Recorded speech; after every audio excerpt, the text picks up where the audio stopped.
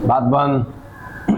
देखिए प्रकाश के बारे में देख रहे हैं। प्रकाश क्या है? तो प्रकाश भी बच्चा क्या है? एक प्रासंगिक कारक है। ठीक है, पहला बिंदु तो आप हमेशा याद रखिएगा भाई, जिसके बिना जीवन संभव नहीं है उसको क्या कहते हैं? प्रासंगिक कारक कह देते हैं। अब हम यहाँ पे सीधा सीधा आते हैं कि भाई प्रकाश का स्रोत क्या है। प्रकाश हमें मिलता कहां से? एकमात्र स्रोत है हमारे पास क्या?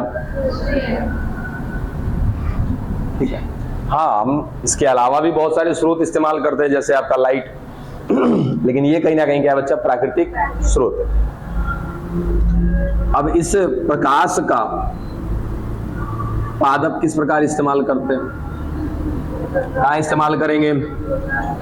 प्रकाश संश्लेषण में।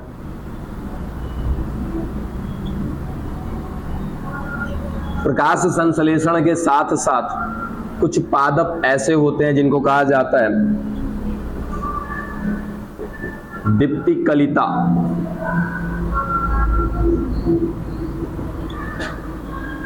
फोटो पीरियड, यानी कि जब इन पर प्रकाश पड़ेगा तब इनके पुष्प क्या होंगे? खिलेंगे। ऐसे पादपों को क्या कहा जाता है? दीप्तिकलिता कहा जाता है। कुछ ऐसे पादप होते हैं जिनको कहते हैं एलडीपी, और कुछ ऐसे पादप जिनको कहते हैं एसडीपी। ठीक है, long day plant, short day plant. ठीक है, यानी कि जो लंबे समय तक क्या कर रहे हैं भाई? प्रकाश को अवशोषित कर रहे हैं पूरे दिन भर, उनको क्या कहते हैं? Long day plant. जो कम समय तक अवशोषित कर रहे हैं उनको क्या कहते हैं? Short day plant. कुल मिला जुला कर ये पादप जो होते हैं प्रकाश पर निर्भर होते हैं। अगर हम बात करें जंतु का, कि जंतु के लिए प्रकाश किस प्रकार महत्वपूर्ण है, बताइए। हमारे लिए ये प्रकाश किस प्रकार महत्वपूर्ण है? क्यों जरूरी है हमारे लिए प्रकाश? चलो, कहीं ना कहीं विटामिन डी मिल रहा है। उसके बाद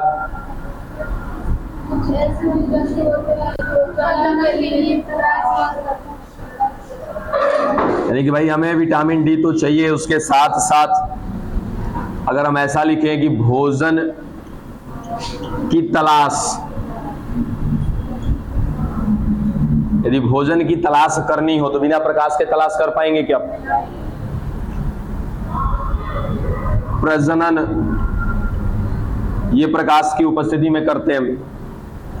उसके साथ साथ प्रवास, प्रवास माने एक स्थान से दूसरे स्थान पे चले जाना, वो क्या कहलाता है? प्रवास। कुल मिला जुला कर इन सभी चीजों के लिए क्या है? प्रकाश जरूरी है। किसके लिए? जंतुओं के लिए। ठीक है, नेक्स्ट पॉइंट, प्रकाश के प्रयोग करने के अनुसार या प्रकाश में अपनी क्रिया दिखाने के अनुसार जो जंतु होते हैं वो दो प्रकार के होते हैं। प्रकाश के इसको हेडिंग में ले सकते हैं, हाँ वो तो वही रहेगा। ऐसे लिख देते हैं, क्रिया के अनुसार जंतु जो होंगे वो दो प्रकार के होते हैं। ठीक है, एक को कहते हैं हम लोग क्या? दिनचर, और एक को कहते हैं क्या? रात्रिचर या निशाचर। रात्रिचर या निशाचर।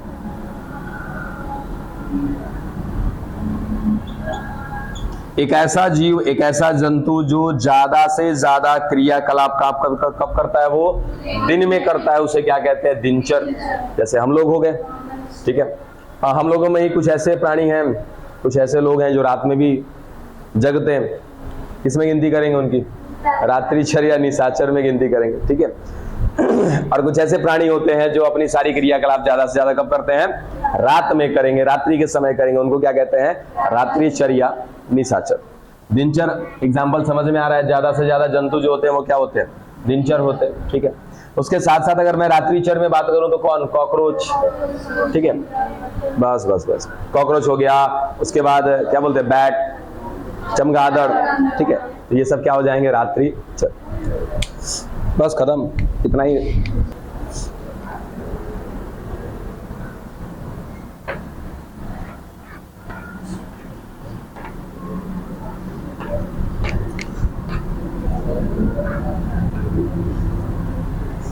आपका अंतिम कारक है मृदा, सॉइल।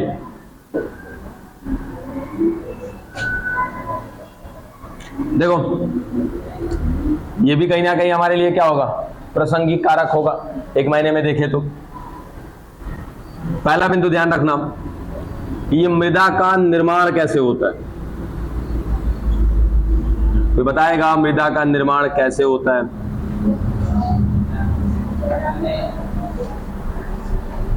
कैसे, चट्टानों के टूटने और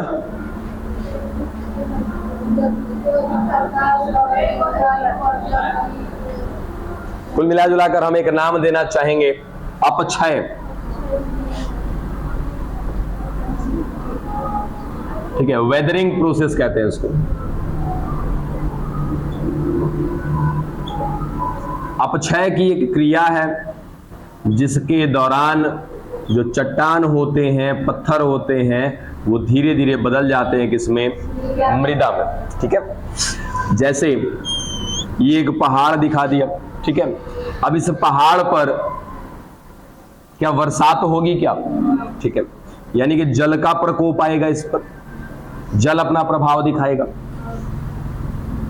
वायु बहेगी क्या, ठीक है, तो वायु भी क्या करेगा, अपना दाब लगाएगा, प्रकाश होगा क्या, प्रकाश भी क्या करेगा, इस पर प्रभाव डालेगा।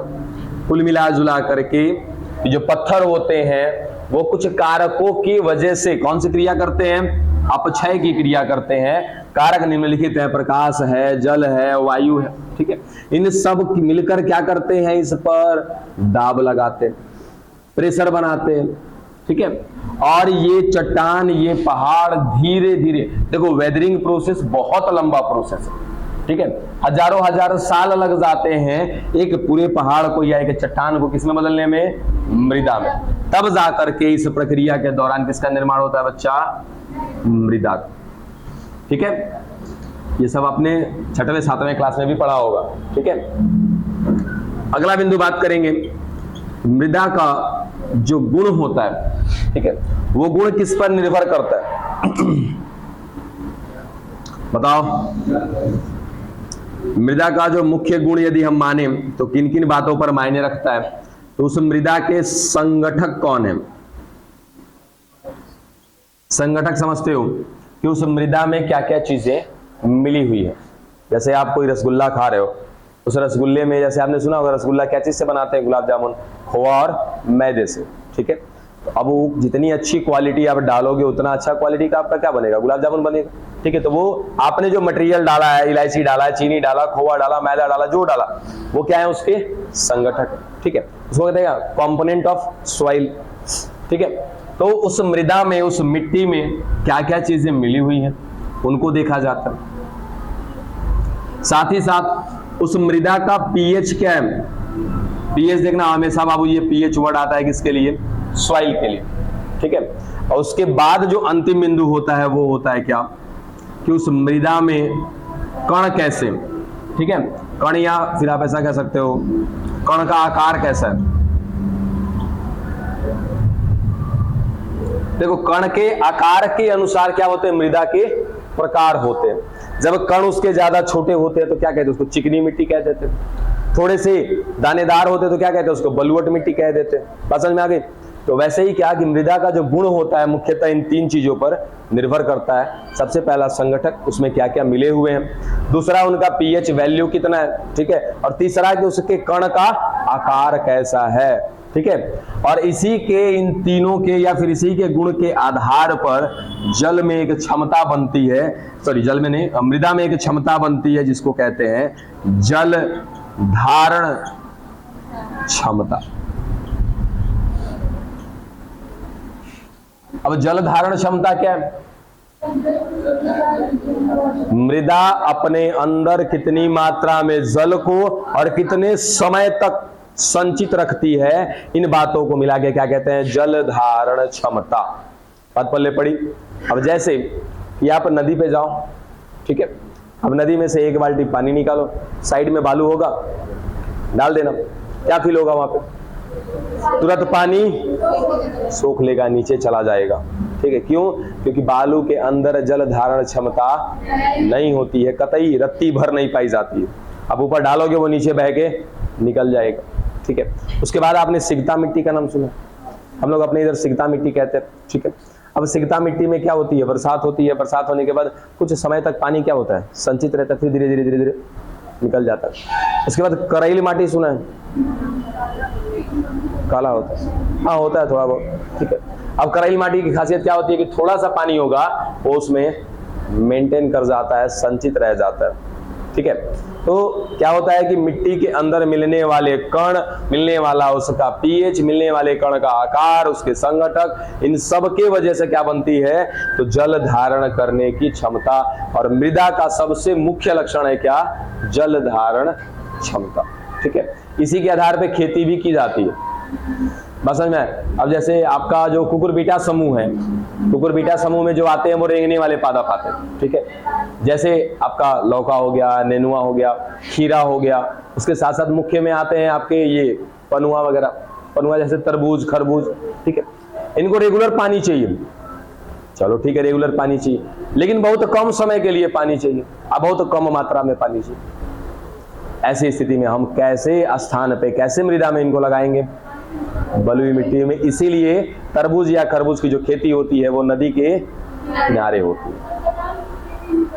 हाँ, बादाम की खेती भी क्या होती है? बलुअट मिट्टी में की जाती है, क्योंकि उनको पानी की मात्रा क्या चाहिए होती है? बहुत कम चाहिए होती है, रेगुलर चाहिए, मतलब कि एक दिन 2 दिन 3 दिन पे उन्हें पानी चाहिए ही चाहिए, थोड़ी सी मात्रा में चाहिए और कम समय के लिए चाहिए। अगर हम चाहें तो अपने सिगता मिट्टी में, अपने करेल मिट्टी में भी हम लोग चाहे तो तरबूज लगा सकते हैं, कोई दिक्कत नहीं होगा। लेकिन क्या होगा कि उस मिट्टी में पानी लगा या जमा हुआ रह जाता है, जिस कारण से आपका तरबूज यदि पानी के संपर्क में रहेगा तो वो क्या हो जाएगा?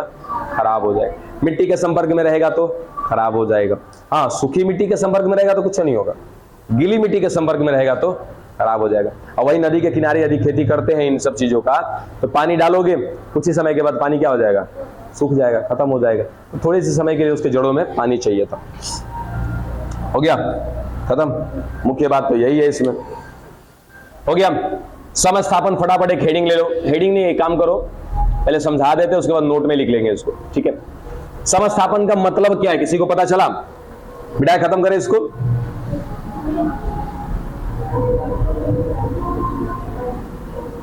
देखो इसमें ना कारक में बताने को और भी बहुत सारी चीजें बताई जा सकती है कि मृदा के प्रकार कैसे होते हैं, कितने होते हैं, लेकिन ये सब कुछ नहीं है। हमें मुख्य बिंदु पे ध्यान देना था, वो था क्या? इसका जल धारण क्षमता।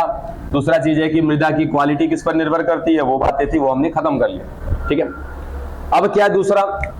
समस्थापन एक वर्ड रह गया। क्या बाबू?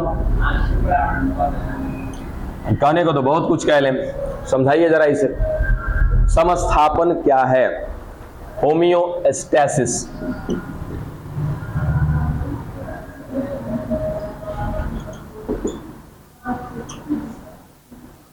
देखिए, जब भी हम बात करते हैं कि हमारे पर्यावरण में किसी प्रकार का परिवर्तन आ रहा है, अब पर्यावरण में परिवर्तन आना मतलब समझते हो, किसी प्रकार का परिवर्तन हो सकता है, भीषण गर्मी पड़ना, अत्यंत ठंड पड़ना, है ना, ज्यादा से ज्यादा बरसात होना, कुछ भी हो सकता है। वो सारे के सारे क्या है? पर्यावरणीय परिवर्तन होंगे, पर्यावरणीय बदलाव होंगे।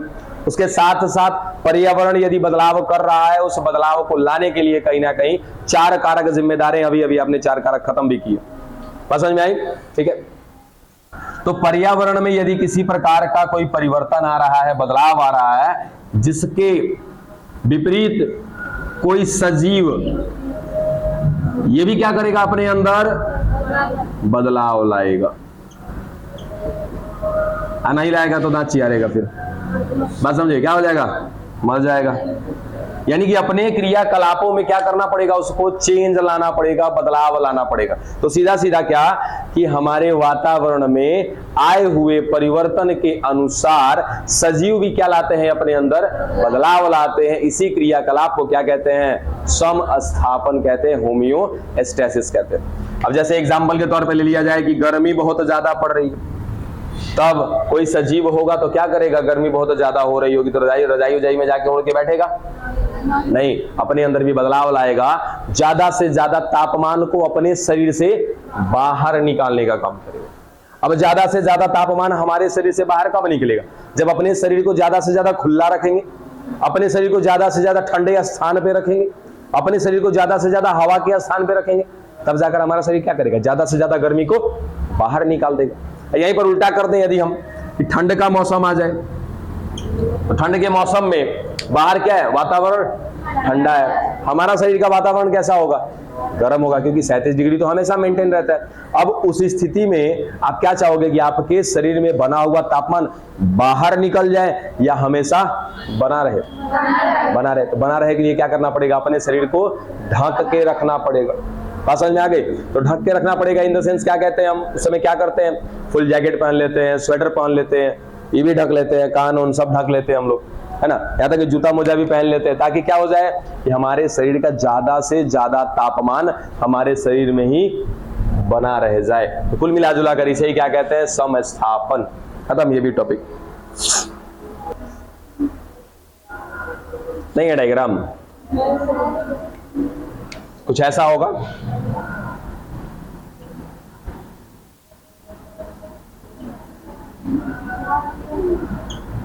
है, ठीक है। ये क्या दिया है, नियामक, नीचे वाला क्या है, आंशिक नियामक, और ये क्या है,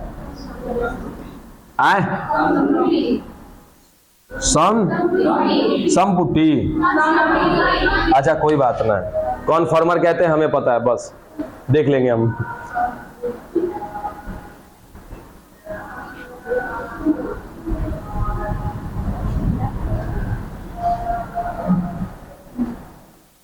रेगुलेटर, कॉन्फॉर्मर और उसके बाद पार्शियल रेगुलेटर हम देख लेंगे, कोई बात ना।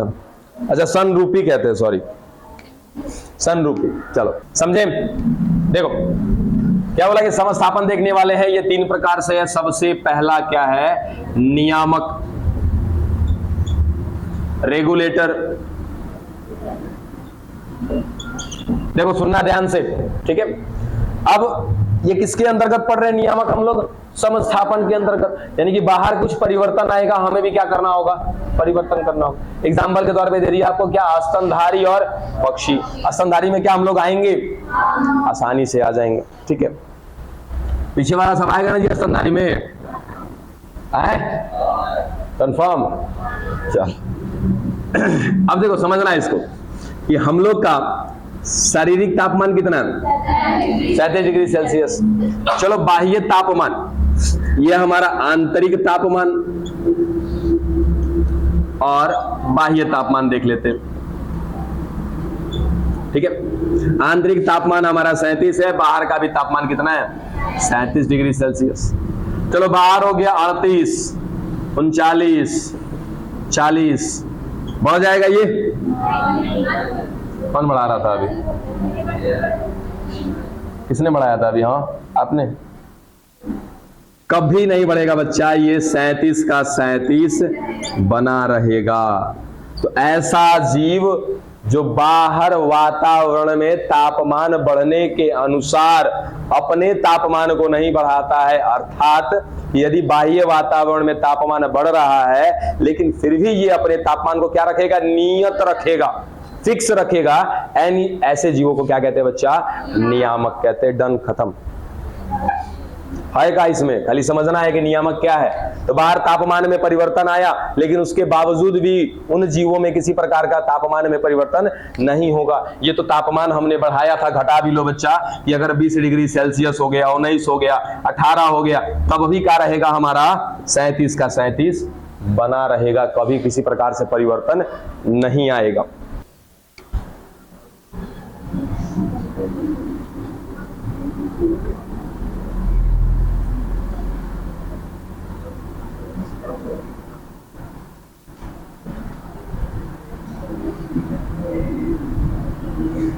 अरे वाह, चला लिए जी।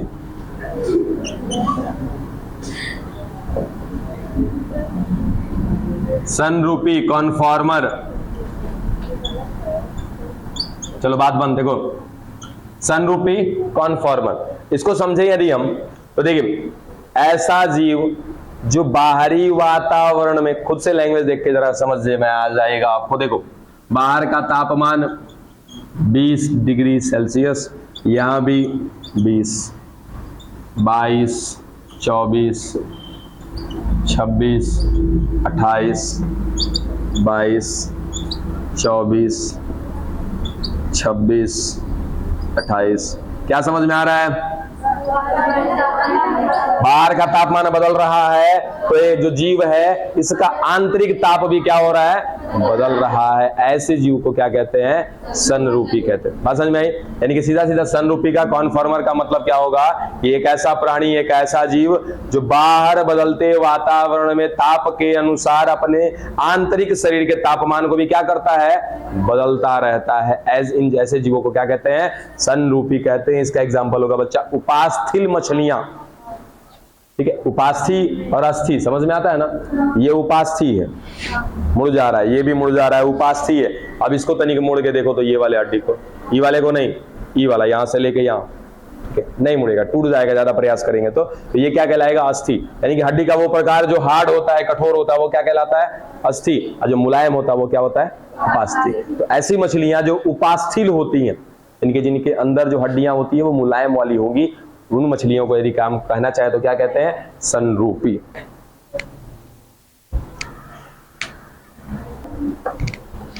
तीसरा, आंशिक नियामक।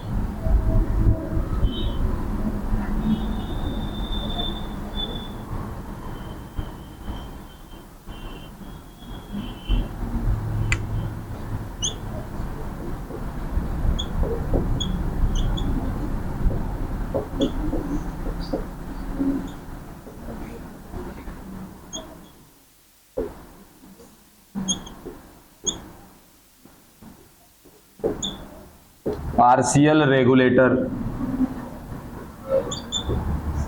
देखिए, अब पार्शियल लिख ही रहा है सब, तो लिखो जल्दी, क्या लिख रहे हो लिखो।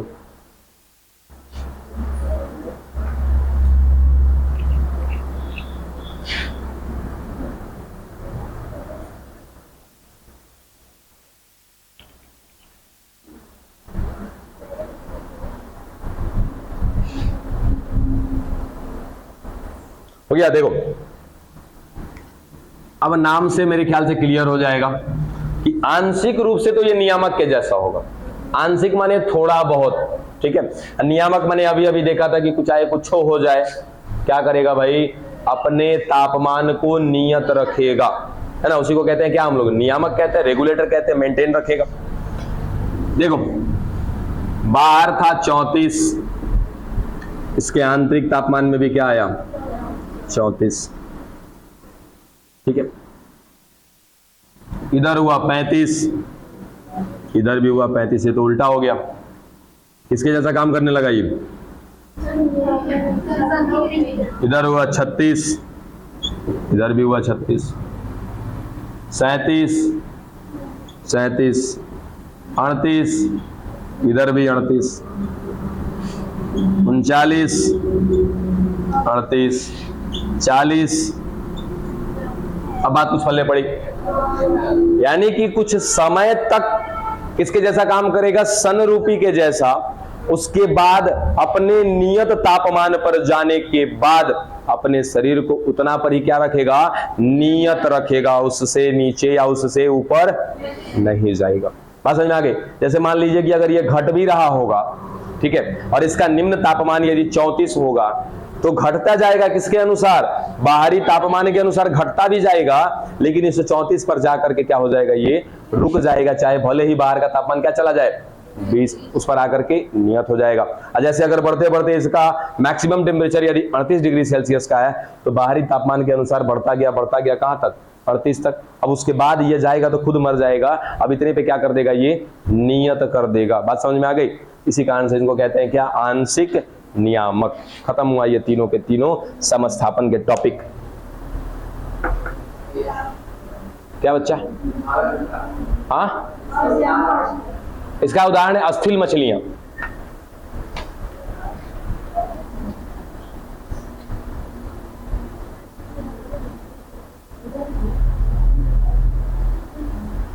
हो गया? जरा इसके ग्राफ को एक बार समझ लेते हैं।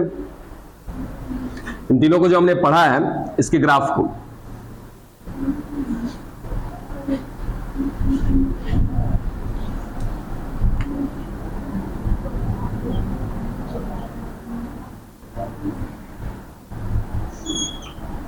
देखिए, अगर हमने यहां पे आंतरिक तापमान को रखा है और इस ग्राफ पे रखा है बाह्य तापमान, देखो जरा फटाफट इधर। इस बिंदु को क्या कहते हैं? 0, ठीक है। अब इधर जैसे जैसे बढ़ता जाएगा 10, 20, 30, 40 जो भी लिखना होगा लिख दीजिएगा, बस समझने के लिए।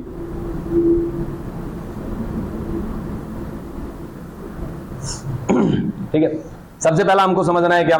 कॉनफॉर्मर देखते हैं, ठीक है। कॉनफॉर्मर या फिर पहले चलो हम देख लेते हैं क्या? नियामक, ठीक है। अब यहां पर अगर हमने लिया था एग्जांपल के तौर पे 37 डिग्री सेल्सियस का, चलो यहां पे कह दिया कि क्या मिल रहा है? 37 डिग्री सेल्सियस, ठीक है। तो एक जीव जो होगा इसका ग्राफ हमेशा क्या दिखाएगा?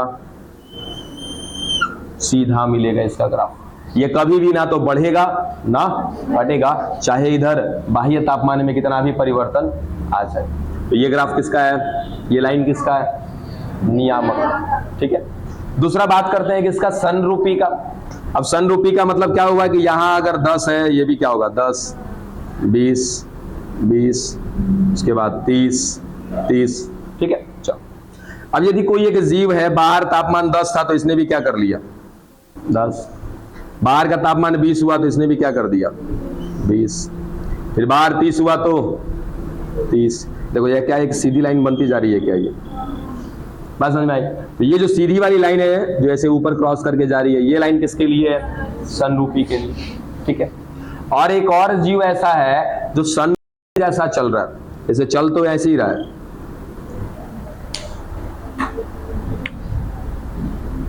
जैसे जैसे बाहर बदलाव हो रहा था ये भी अपने अंदर क्या कर रहा है? बदलाव करता जा रहा है, करता जा रहा है, करता जा रहा है, लेकिन एक निश्चित तापमान पर आने के बाद नियामक की तरह काम करता है, अपने आप को निश्चित कर देता है। बात समझ में आ गया?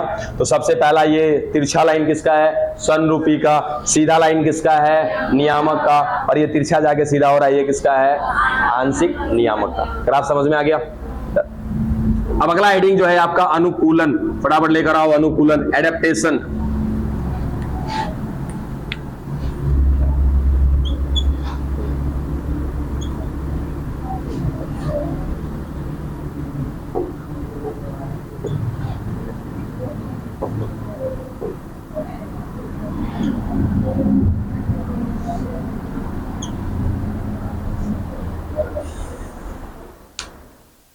अच्छा, पहले से फास्ट हुआ हम लोग का पढ़ाई?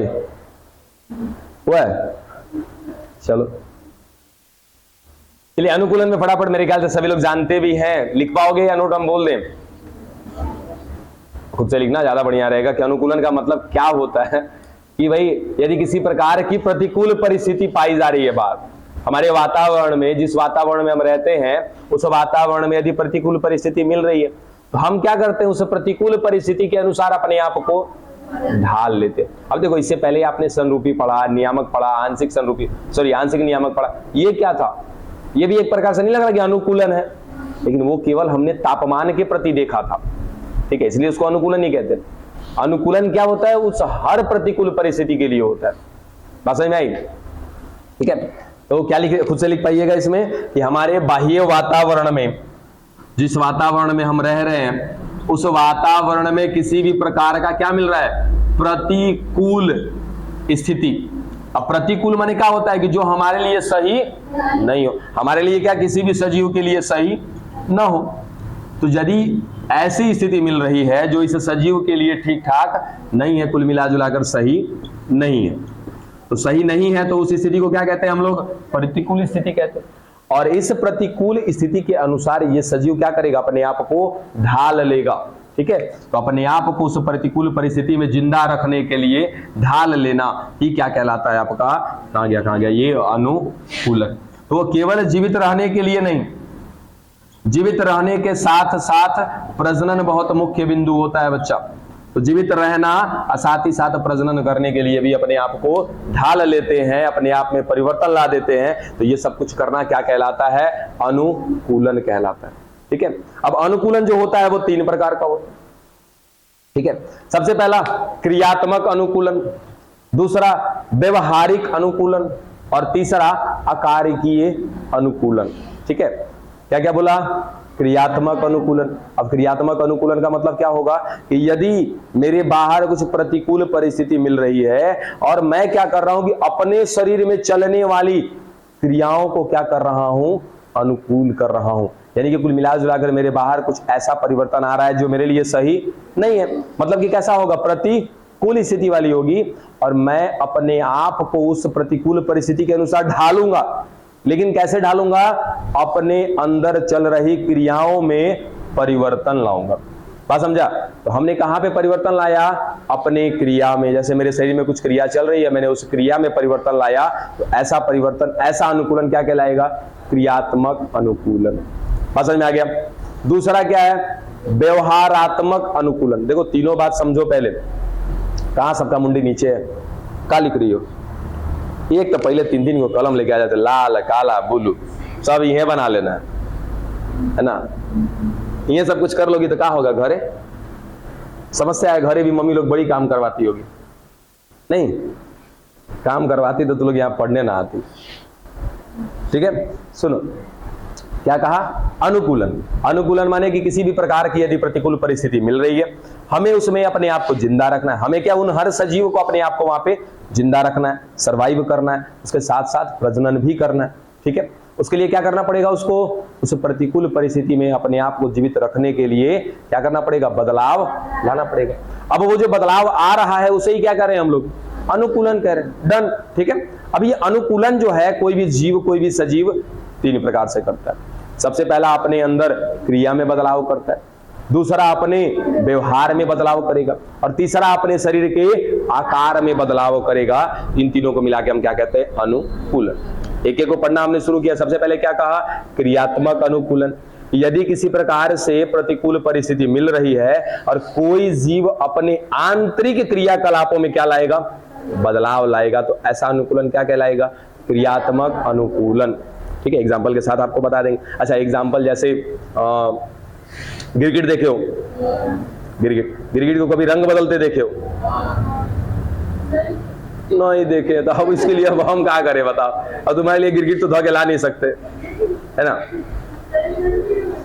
हाँ बिल्कुल सही में बदल लेते हैं। अगर वो हरे पत्ती के आसपास होगा ना, उसका रंग हरा हरा होगा। यदि सूखे पेड़ पर है और सूखे पेड़ का कलर यदि भूरा है तो उसका भी कलर कैसा होगा? भूरा होगा। अब वो ऐसा इसलिए करता है। अब उसको ऐसा करने की जरूरत क्या पड़ी? 2 चीज के लिए। सबसे पहला उसको शिकार करना है। पहला चीज तो अपने लिए भोजन शिकार करना है। और यदि मान के चलो कि हरा हरा घास में उसको फतिंगा दिख रहा है, उसको जाके खाना है, आइए ऐसा भूरे रंग का है, जाएगा तो फतिंगा नहीं देख लेगा इसको, तो ये क्या करेगा? अपने आप को हरे रंग में परिवर्तित कर लेगा। तो ये कैसे हो गया? तो उसके अंदर क्या हो रहा है? जो रासायनिक क्रियाकलाप चल रहा है उसमें लाया है क्या उसने? परिवर्तन, जिसकी वजह से उसका कलर कैसा हो गया? हरा। अब जाके वो शिकार कर सकता है। ठीक है, अच्छा चलो, जो शिकार करता है वो भी किसी का शिकार होता है। बात समझ में आ रही है? जो शिकार करता है वो भी किसी का शिकार होता है। तो अपने आप को बचाने के लिए भी वो क्या करता है? रंग में परिवर्तन लाता है। मान लो उसको खाने वाले कौन है? चीलबाज। ठीक है, अब वो उसको ना देख ले जमीन पर, उसके लिए क्या करता है? जहां भी रहता है उस हिसाब से वो अपने कलर में बदल लेता है। तो ये क्या हो गया? एग्जाम्पल क्रियात्मक परिवर्तन का, क्रियात्मक अनुकूलन का। बात पल्ले पड़ी? आकार कहां बदला? ठहर जाओ, आकार बदलना चाहिए ना। आकार माने क्या होता है? कुछ बाहरी आकार की बात करेंगे, उसमें कुछ परिवर्तन आया है तब ना कहेंगे उसको क्या हम लोग कि आकारात्मक रूप से परिवर्तन आया। आकारात्मक रूप से इस जीव ने क्या किया? अनुकूलन किया। समय को देखते हुए आपको छोड़ रहे हैं। ठीक है,